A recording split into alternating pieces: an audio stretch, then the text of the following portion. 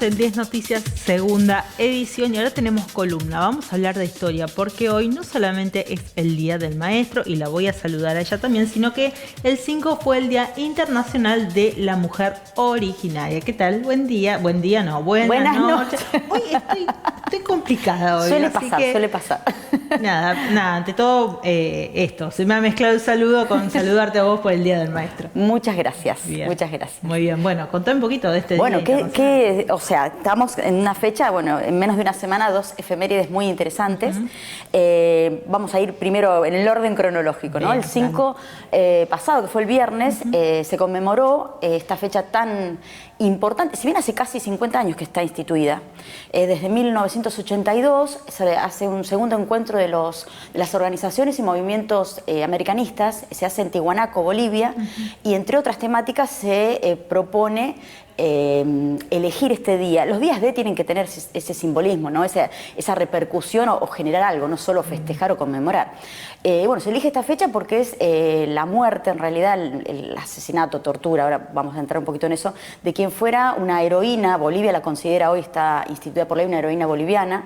En aquel momento era, ¿no?, Virreinato del Alto Perú, la zona de Tiahuanaco es donde se realiza este encuentro, pero bueno, ella es considerada una de las grandes líderes aymara, junto a quien fuera Tupac Katari, también otro gran líder aymara, que llevaron adelante una resistencia de las más destacadas de la historia digamos, de lo que fueron, ¿no?, la conquista y la colonización.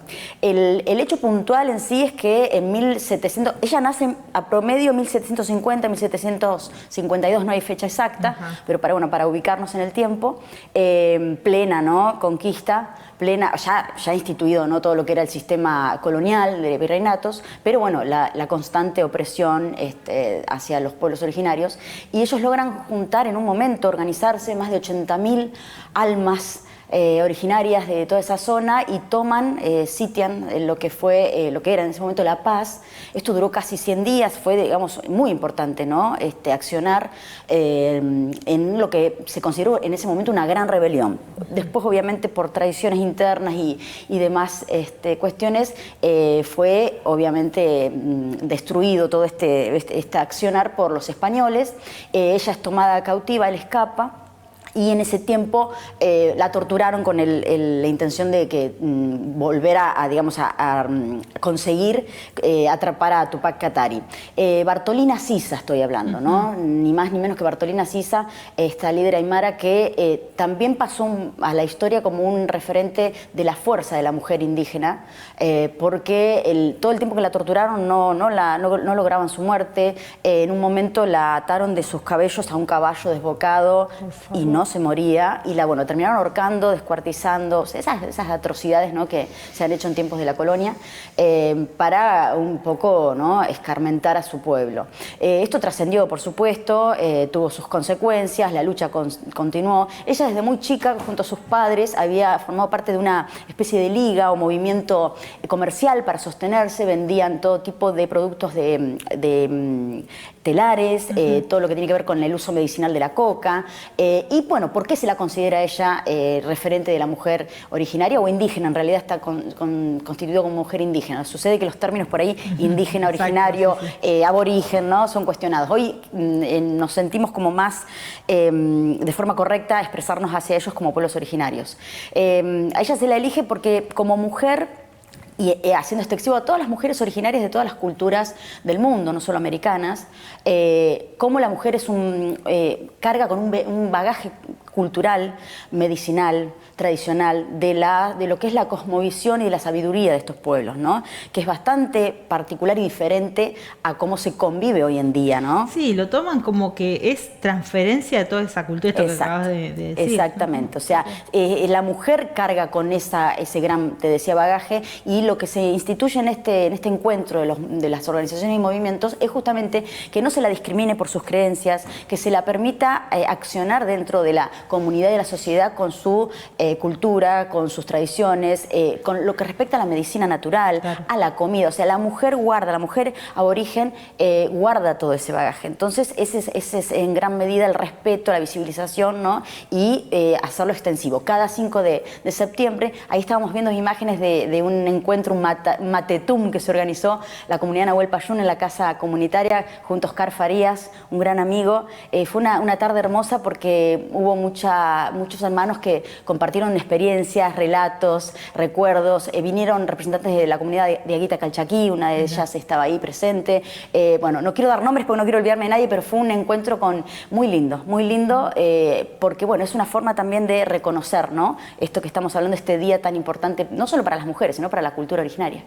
Muy bien. Vos sabés que te escuchaba y pensaba, digo, ¿cómo ha cambiado todo a lo largo de tantos años, ¿no? Sí. Porque uno podría haberse quedado tranquilamente a mitad de camino, digo, ¿y cómo ha cambiado la imagen de la mujer? Más allá que todo lo que tenga que ver con la cultura de pueblos originarios, se siguen conservando determinadas cuestiones, pero de una manera muy arraigada, ¿no? El valor que tiene, esto se debe a la lucha de muchos referentes descendientes, ¿no?, que si bien están inmersos hoy en la sociedad actual, moderna, si se quiere, de nuestro país, pero rescatar el valor que tiene toda esa cultura y que sigue viva, ¿no?, porque es parte también de nuestra historia, es parte muy importante de lo que fue nuestro devenir como Estado-nación, como conformación. Y bueno, bien lo dijo Evo Morales, o sea, América tiene naciones plurinacionales, ¿no? Este plurinacionalismo que se habla, entender y respetarlo desde ese lugar. Y qué contradictorio la otra fecha que estamos hoy. Exactamente, me diste el pie porque yo iba a decirte, bueno, hoy tenemos otra celebración aparte, es el Día del Maestro, y cuando hablamos de maestro hablamos de la figura de Domingo Faustino Sarmiento, donde si bien uno dice, bueno, es un prócer de la educación, de la historia de Argentina, hay una parte oscura. Muy. Lamentablemente muy. A ver, Sarmiento es uno de los más cuestionados, fue en vida una figura muy controversial. Bueno, por algo le decían el loco, esto no dicho por mí, ¿no?, por crónicas de la época. Era muy particular en su personalidad. A ver, vamos a tratar de poner en la balanza, digo yo, ¿no? No vamos a negar el aporte como gestor de la cultura, como él fue nuestro presidente, ¿no?, entre 1868 y 1874, después de Mitre Sarmiento Avellaneda, también, ¿no?, 3 presidentes que tuvimos bastante cuestionables. Lo que pasó con la historia oficial es que muchas veces se ensalzó o se idolatró y solo se contó el lado positivo. A ver, todos, hoy hablamos detrás de cámara, todos han tenido, ¿no?, son seres humanos, sus errores, sus aciertos, su lado positivo o negativo. Ahora, si nosotros nos ponemos a analizar a Sarmiento, y ahí empieza, hay dos, que el otro día escuchaba a Felipe Peña mencionar esta antítesis: el padre del aula, pero el asesino de los gauchos. O sea, es muy... Y ni hablar lo que pensaba con respecto a los que él llamaba los salvajes.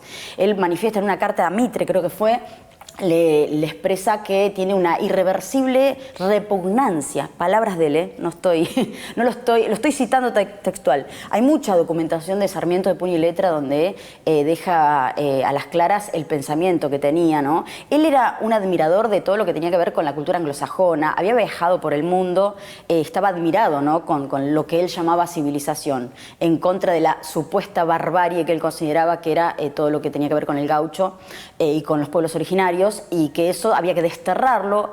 Otra de las frases es que no había que economizar sangre de gaucho, que lo único que tenían de cristianos era la sangre. O sea, son expresiones muy fuertes que denotan una personalidad bastante, ¿no?, particular, que llegó a ser presidente. A ver, los ferrocarriles también, podemos agradecerle la extensión de todo lo que fue el telégrafo, el progreso que llevó adelante en su tiempo de gestión. Sí, es cierto, como funcionario de Roca, en la década del 80, firma esta famosa ley, ¿no?, la ley 1420 de educación, y ahí está la controversia, ¿no?, la educación común, o sea, no religiosa, laica, para todo, popular, gratuita, y vos por el otro lado pensás, ¿no? Ahora, él no consideraba seres humanos a los salvajes, a los gauchos, y no tenía en cuenta, Ricardo Rojas lo describe muy bien, dice: Sarmiento tenía un grave problema que era mirar América con gafas francesas, ¿no? O sea, él no veía la realidad de la composición de la población. Buscaba ese ejemplo, pero... Exacto. Después estuvo un tiempo muy enojado y lo manifestaba porque la inmigración que él pretendía, que era la anglosajona,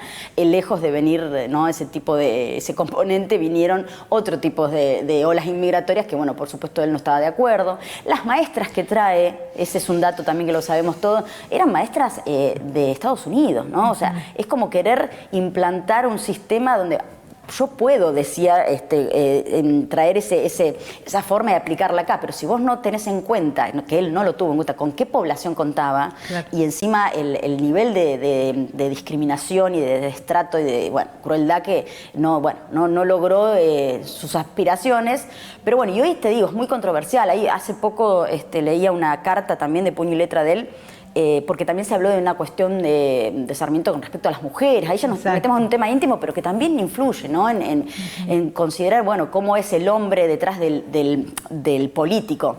Que si nosotros hablamos de otros políticos o otros próceres, quizás no tienen un perfil íntimo tan oscuro como él. Y hay una carta puntualmente que él se encuentra con nada más y nada menos que Mariquita Sánchez de Thompson, que fue una mujer muy importante a lo largo de nuestra historia, y que él se sintió tan atraído que tuvo instintos de violarla. Esa fue la palabra y está con puño y letra escrita. Entonces, quizás son demasiadas en la balanza, ¿no? De cuando uno mira a Sarmiento y bueno, quizás yo lo hago desde un lugar crítico por estar en el tema. Uno también tiene su postura, ¿no? Personal, pero realmente es muy controversial y es muy discutible. Ahora, como intelectual, como escritor, sus libros de los viajes sobre América, Asia y África, Europa, América y África es extraordinario. El libro aún, Civilización y Barbarie, que él ataca a Facundo Quiroga y a Juan Manuel de Rosas, como obra literaria es maravillosa. A ver, ¿no? Tampoco digamos las cosas como son. No, como un ser cultural. Sí, la fundación del diario El Sonda. O sea, quiero decir esto, no es que estoy ensañada con Sarmiento, a pesar de que, bueno, tomo partido por una postura que de lo que uno lee, de lo que uno va, ¿no?, escuchando, investigando, y los fundamentos están, no es un capricho mi postura, pero yo digo, bueno, que hoy estemos todavía festejando el Día del Maestro, me hace ruido. Acá cambiaría yo la historia. Hoy también una famosa historiadora que ahora está en las redes, Pupina Plomer, contaba esto. Hay una mujer muy grandiosa en la historia de la educación argentina que debería ser el Día de la Maestra, ese día, que es nada más y nada menos que Juana Manso, que trabajó con Sarmiento, era una escritora, traductora, fue la primera mujer que impulsó la educación para las mujeres, una de las primeras feministas argentinas, y aparte ella es la primera que escribe un manual para las escuelas donde lo primero que planteaba era el estudio de la historia. Fue una grandiosa y maravillosa mujer que creo yo tiene mucho más mérito que Sarmiento para que podamos decir que el Día de la Maestra. Hay otro tema encima, el gran porcentaje de los maestros son maestras. Fíjate, claro, otro tema, ¿no? Bueno, mira, hoy todos el día del maestro y la mayoría son maestros. Hoy, sin ir más lejos, fuimos a buscar la palabra de la gente, si tenía recuerdo de su infancia, la escuela y demás, claro. Y uno dice el Día del Maestro y salían hablando de la maestra. Sí. Algún que otro sí decía, bueno, no, sí, yo fui a tal escuela porque mi maestro, o recordaba de algo particular, pero eran los menos. O sea, uno dice maestro y no es maestro, es maestra. O sea, está como está desfasado, digamos, el nombre del día con lo que en realidad es. Pero bueno, viste, así como muchas veces se hacen reclamos que tienen que ver con la historia, la figura también muy controversial de Julio Argentino Roca, otro, ¿no? También muy cuestionado, otro gran político, que también lo mismo, podemos hacer un análisis de los pros y los contras, pero como así se han quitado o se intentan quitar monumentos o cambiarle los nombres a las calles, eso tiene que ver con un resarcimiento, digo yo, de la historia. Y que entendamos que hay quienes merecen un reconocimiento y quienes no. Y contar la verdad en las aulas. Yo quiero, aparte de todo esto, ir cerrando con el valor que tiene hoy una maestra o un maestro, porque también los hay, que actualmente, ¿no?, el rol y la vocación que llevan adelante, tan difícil en esta actualidad, ¿no?, donde la escuela es un segundo hogar. Esa frase que dice en la casa se educa y en la escuela se enseña. Bueno, pero hoy la escuela está cumpliendo funciones por ahí que son muy indispensables, también necesarias, y creo yo que es para aplaudir de pie, ¿no? Hay muchas maestras y maestros que están en ese rol, siendo realmente madres y padres del aula. Exacto. Bueno, mira, me diste el pie para decirte que en un ratito vamos a estar hablando con la inspectora justamente sobre este tema, los desafíos hoy en día y la educación, ser docente es muy difícil. por lo menos en este país. María Eugenia, muchísimas gracias por esta columna. No, por favor, gracias a vos.